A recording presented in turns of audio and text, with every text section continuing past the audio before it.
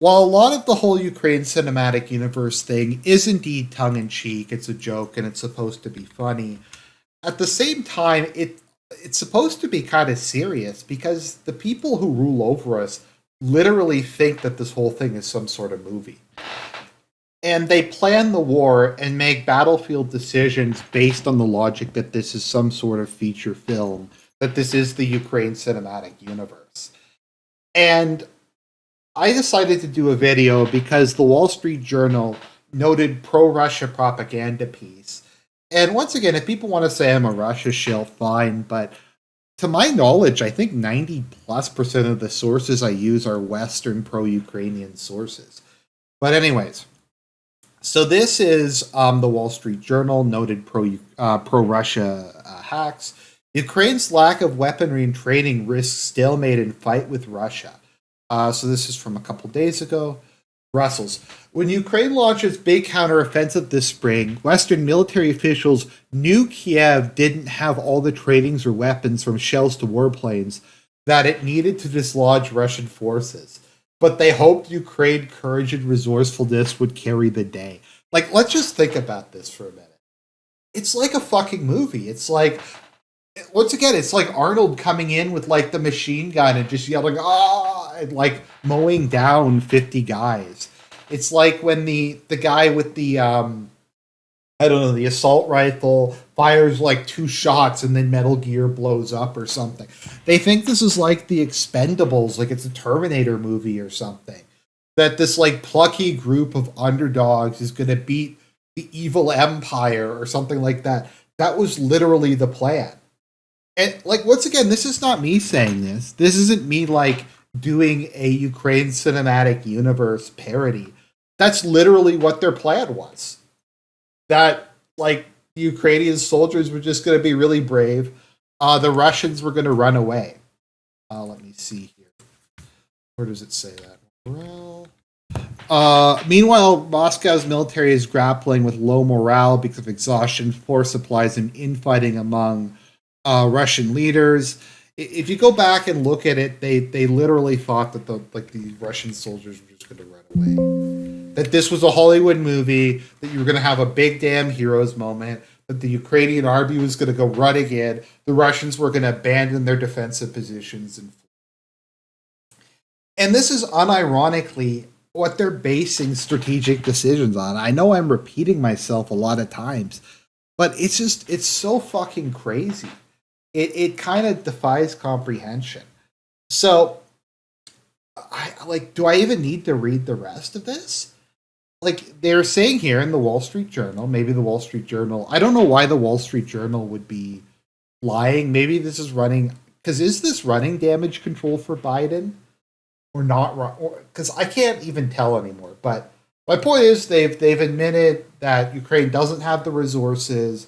Everybody who said that was 100% right, unless we're going to say the Wall Street Journal and all the Western military officials said that that was wrong. Also, we have a comment from, let me see,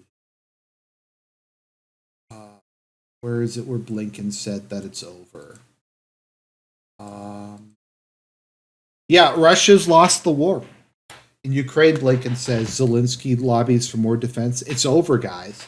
These two articles came out on the same day. Okay, so let's look at this. Okay. Oh no, that's the. So Ukraine's lack of weaponry and training risks stalemated fight with Russia. At the same day, Blinken came out and said Russia has already lost, boys. It's over.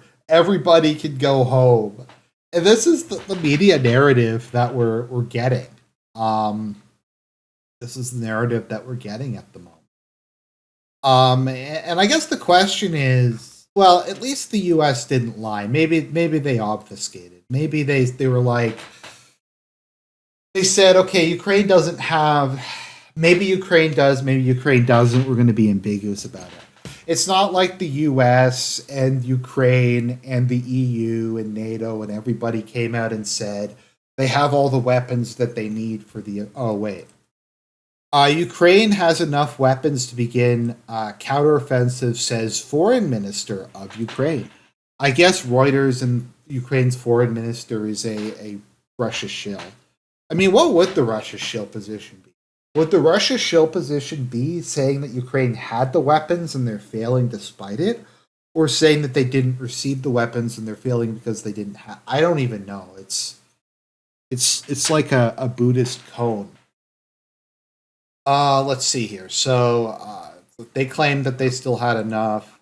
We had, what is this? The U.S. and its other allies have said in recent days that Ukraine has what it needs, including 98% of the promised armored vehicles. And this is noted Russian propaganda outlet PBS. They've also said this. U.S. is very confident Ukraine has what it needs for the counteroffensive.